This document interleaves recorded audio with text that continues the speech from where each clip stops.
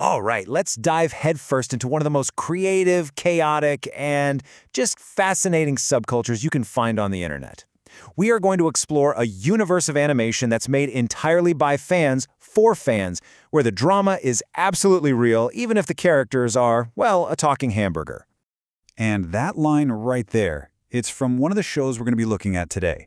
It's kind of the perfect way to kick things off because this whole genre really does feel like stepping into another dimension of creativity.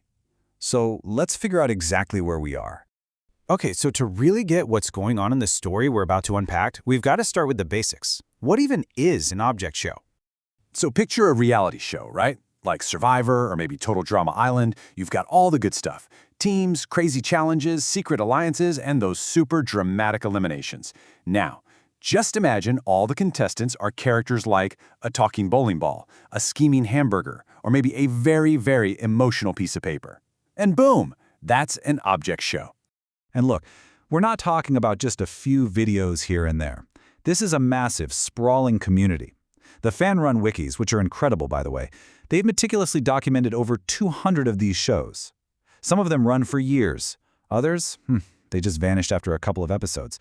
But the sheer number of them tells you everything you need to know about how passionate this community is. To really get this world, we can't just look at the big picture. We need to zoom all the way in.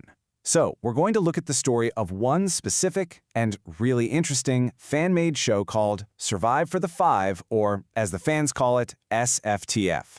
And maybe the best way to really see why people love these shows is to follow the kind of high-stakes emotional drama they create. We're going to trace one character's journey through just a single episode.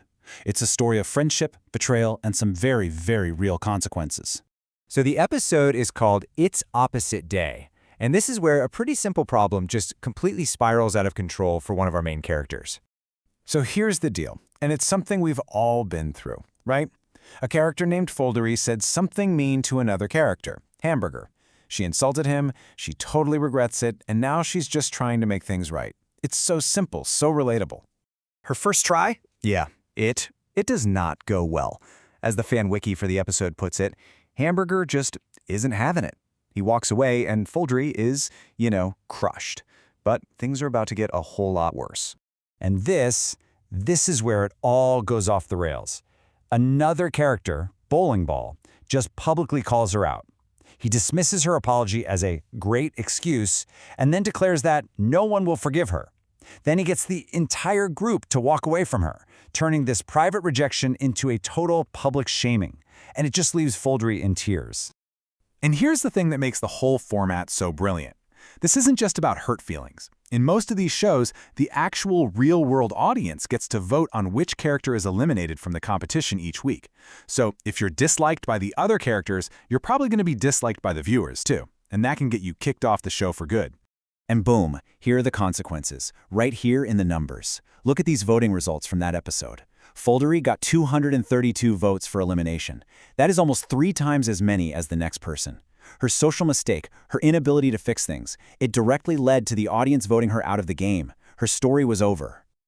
But Foldery getting voted off? That wasn't even the end of the drama, not by a long shot. In fact, the entire show, Survive for the Five, was about to face its own kind of elimination, which led to a mystery that's actually all too common in this community. You see, a fan on the Object Show subreddit asked this exact question, and it really hits on this fragile truth about these shows. They are passion projects, a lot of the times made by really young creators, and so many of them just flicker out of existence almost as quickly as they appear. And that is exactly what happened here.